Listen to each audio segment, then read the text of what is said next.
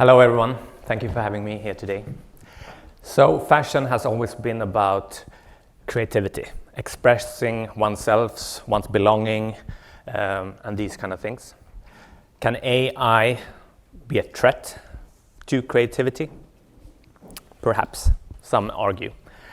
Gonna explore this a bit today during my talk, but to give you some context of this vast fashion group, H&M Group, and how we are organized in order to do what we do. Just going to give you some background on us. So the H&M Group consists of three commercial legs. The first leg is the big sibling of our family, the red logo known to everyone more or less on this planet. Right? Been operating for the past 75 years. The second leg is a portfolio of other D2C brands, utilizing the same infrastructure as our big sibling, and operating the same kind of business model. The third leg is the newcomer to the family, where we build and also invest into new businesses and new opportunities. And this is where Creator Studio lives and acts. And by organizing ourselves like this, we can both utilize the common assets of the group when they play into our favor, but we are also independent when that's more beneficial for us. As an example, we at Creator Studio operate our own technology stack. 50% of my organization are developers and product people, which means that we don't touch the backbone in technology aspects with the rest of the group, because a competition over prioritization and features and functionality is a competition we rightfully so would always lose as being the little kid in the family. So this makes us set up for acting our own and being quick and speedful, which is, I think, a key word here today. What does Creator Studio do? We operate a global platform end-to-end within the merch industry.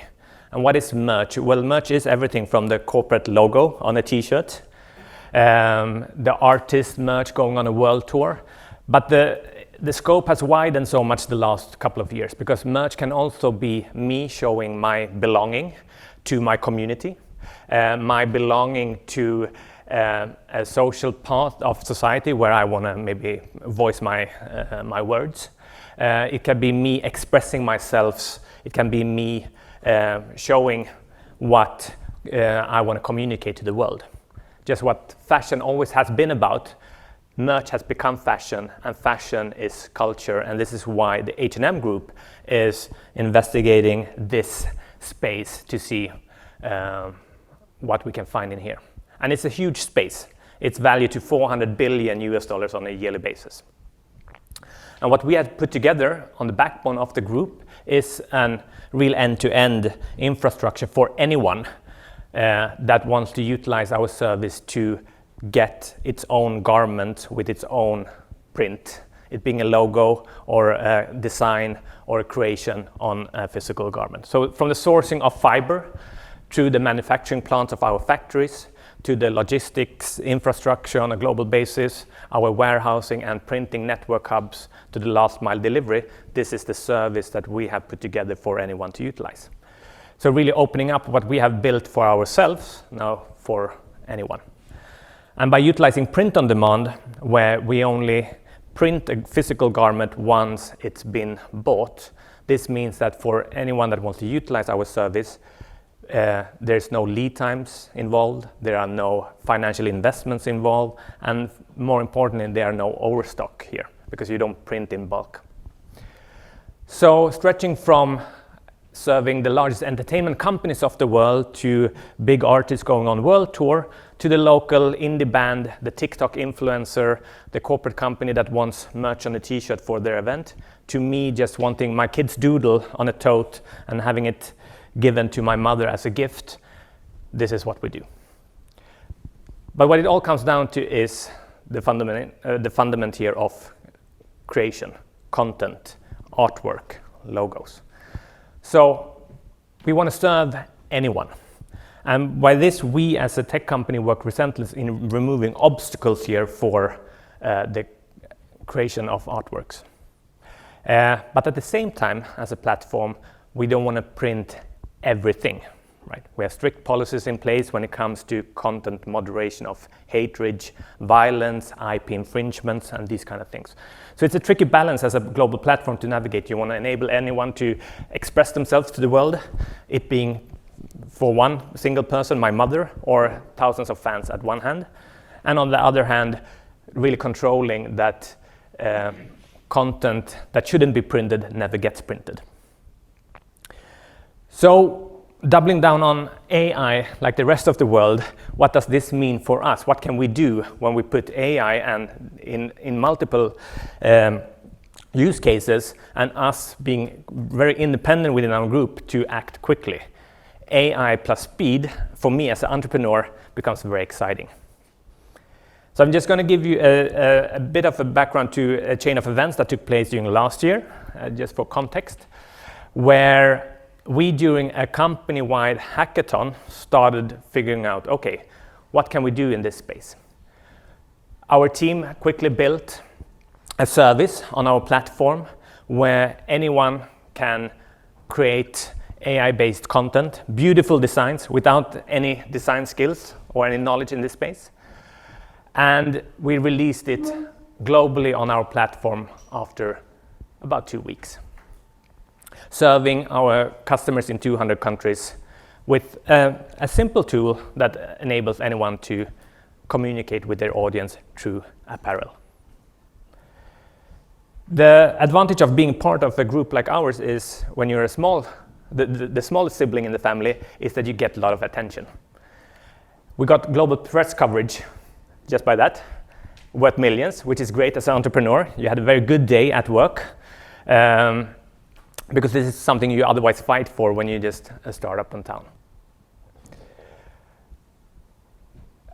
The second day, what happened is that because AI and speed at the same time could mean, one could argue that it's also involved a lot of risk.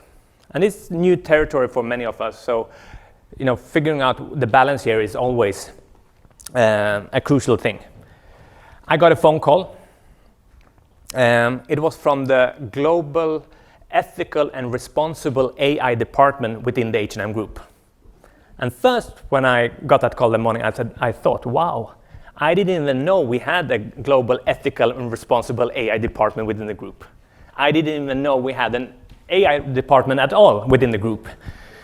That maybe says something about how independent we can operate.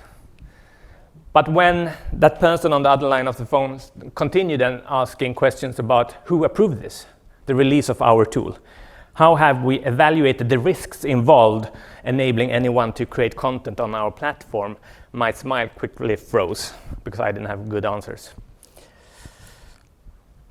The second thing that happened that day, when you are part of a group that gets a lot of attention, is that a lot of people want to try out and maybe test at sometimes the boundaries of what you do.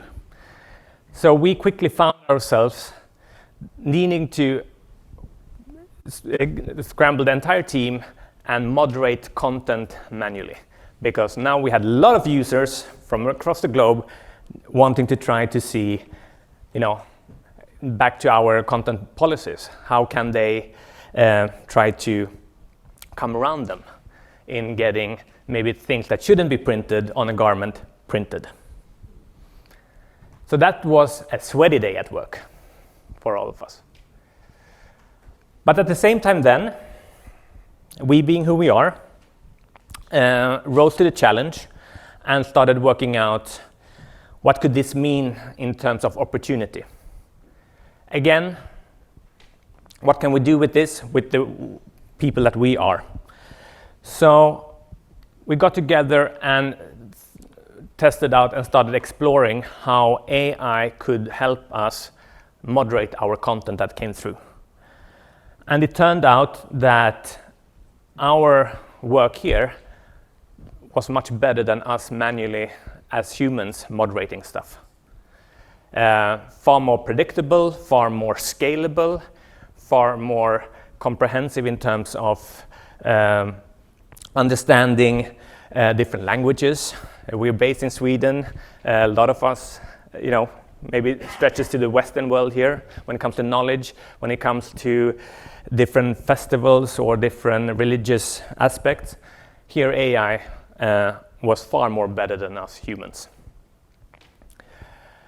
So we're still very much exploring this space from a fashion point of view. What can we do as a platform, as a group, as a service for all our creators? It being the large ones and the small ones and everything in between. I see, of course, a lot of opportunity in the space. I see and understand the risks involved, but I find it to be very, very exciting. It's an exciting time to be here. And currently we're doing a lot of things when it comes to the fashion industry, that traditionally has been very labor intensive and very analog to certain aspects. So photo shoots, costly photo shoots with models. We're testing out AI models, for example. Not to remove everything, but to have that as one part when working with content. We're working heavily on trying to figure out how AI can be a good tool for us when it comes to predictability in stock management. Sell-through rates based on selling and buying. Because producing garments and shipping them on boat takes a long time. And here accuracy is very important. We're also looking into content moderation, of course, and these kind of how to uphold policies on our platform. But more important, and what I think is the fun part here, is how can we really build tools and remove obstacles for the creation of content, design, communication, everything from a logo, but it could be so much more. The picture, the image, the text that I, as an individual, want to communicate to the world. So my prediction more is that I don't think AI is a threat for creativity. I think AI will be an enabler for creativity, because if people like myself that doesn't have any design background or any background in fashion industry suddenly can find myself creating apparel, creating products and having them distributed and shared to a community, it being 1, 2 people or hundreds, then isn't that the basics of what the fashion industry started off with? Being something for where expression, communication, creativity is the center part. And if we can democratize fashion, then that gives me goosebumps at least. So that's who we are, that's what we do, and thank you for having me here today.